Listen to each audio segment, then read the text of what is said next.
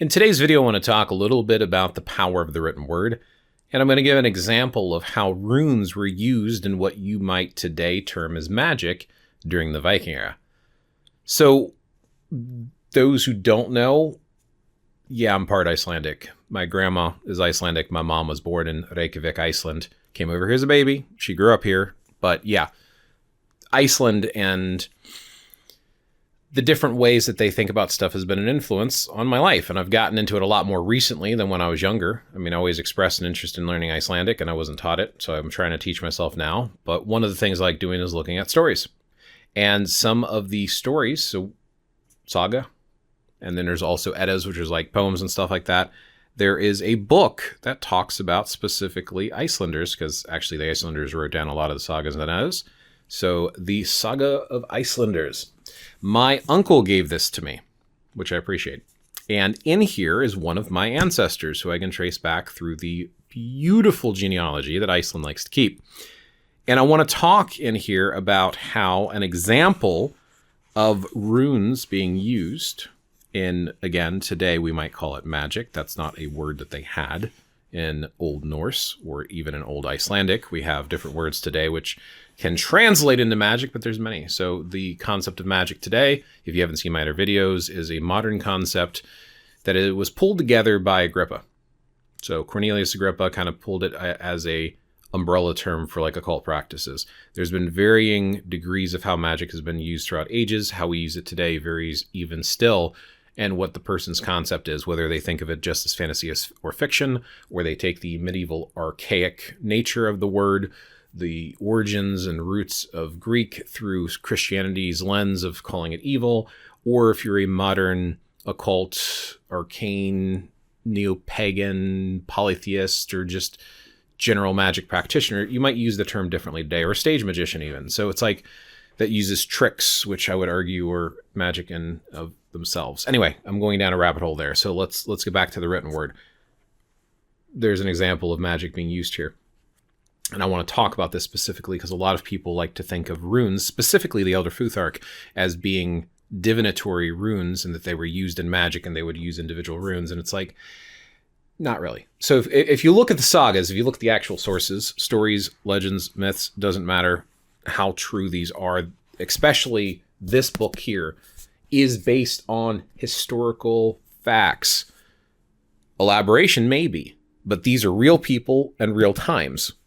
Egill Skallagrímsson was a real person. Now, in this particular version of it, we are going to look at 67. I think it's called The Slaying of Bard if you look it up online, but there is this section here, and I'm not going to read the whole thing, but basically what happens is Egill gets invited to go see this would translate as king, but his name is Bard, right? So King Eric and Gunhild arrived in Atoy the same night. Bard had prepared a feast for him because a sacrifice was being made to the Disir. It was a splendid feast with plenty to drink in the main room. The king asked where Bard was. I can't see him anywhere, he said. Bard is outside, someone told him, serving his guests. And basically, during this, they're trying to kill Egill, so they're trying to give him poison. And during one portion here, you can see it on page 68, there's a section where he actually uses, again, translates into magic today. I would argue that Snorri Sturluson and others use the term fjolkingi, which roughly means like much knowing, might be a close representation of the umbrella term of magic today. The concept of magic to the Old Norse is not like the concept of magic today. And in this particular tale, there is a use of voice, runes, and blood, which I would argue would be Galdr for the voice, and then runic magic, I guess, for the rune work. And then the blood is something that has potent and vital forces of the person to kind of activate the words. Again, written words. That's why we're talking about this, is the written word aspect, both in the form of story and using runes, because I want to talk about the runes a little bit further. So then Bard went up to the queen and told her that this man was bringing shame on them, always claiming to be thirsty no matter how much he drank. The queen and Bard mixed poison into the drink and brought it in.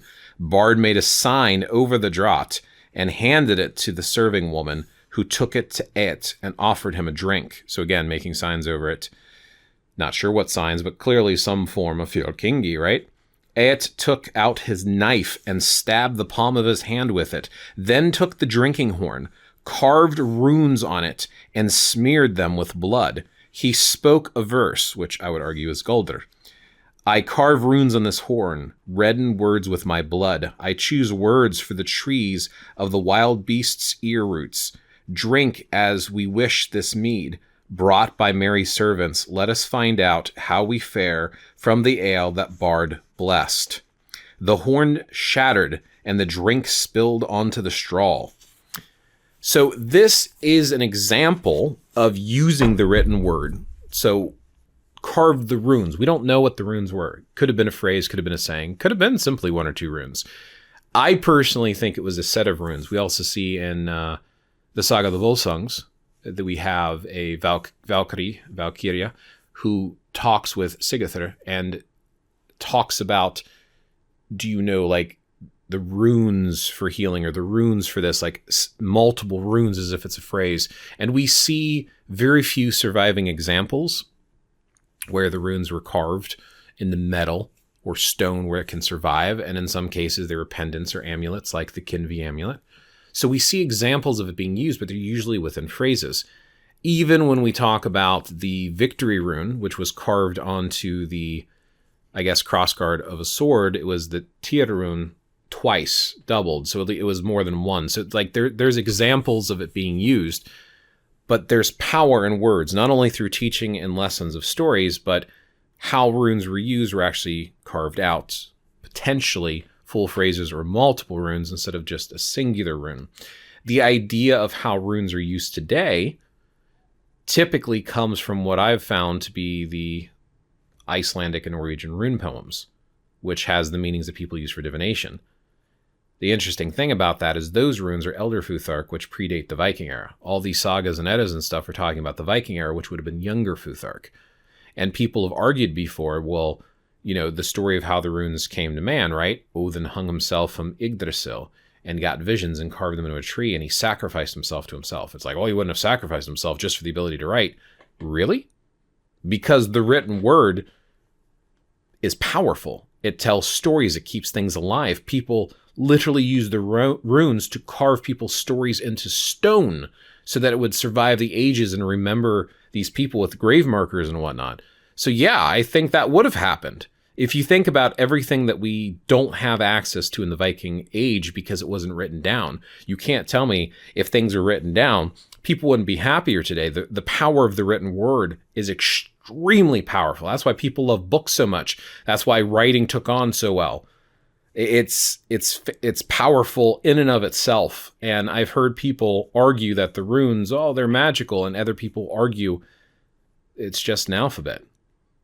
Oh, how can you say it's an alphabet if it was used magically? Because that's the power of an alphabet. Writing down something of meaning. Take the Constitution, Declaration of Independence. Like, written words have significant meaning. And stories teach and share and tell so much. So writing something down, even in a ritualistic sense, the words themselves don't hold the power. It's the meaning and intent and will that you put behind those words. It's the intent you're putting into it.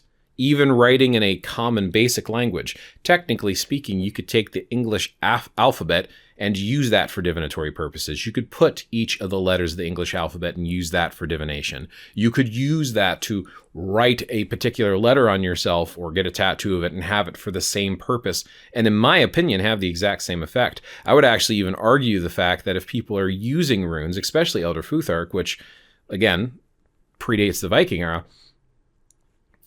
if you don't know exactly what they mean, I think you're playing a dangerous game. If you're trying to tap into the powers of what they were used like from a culture we don't fully understand without very clear ways of using it, I think you're at that point just either making scribbles or you're toying with something you don't understand. So, I don't know. That's my few thoughts. What do you think of runes? What do you think of the written word? Do you have other examples of how it might have been used in antiquity? As with many of this stuff, I've been interested in exploring more about my heritage, but it's really hard to find resources. And it wasn't until I would say the last maybe 5 years or so, maybe a little bit longer than that, but basically about 5 years or so, that I started getting access through individuals like Dr. Jackson Crawford or Dr. William R. Short, individuals like that, Erthurger here on YouTube. Now I'm able to like read some of this. I'm seeing more translations. It's becoming more popular. So I'm checking it out. So I don't have all the answers. I might be missing some stuff. So if you have information to share, as always, share your resources. I'll share mine. I'll show, what books I'm looking at or what articles I'm reading and go from there. But as always, thank you for watching, and I will catch you in the next one.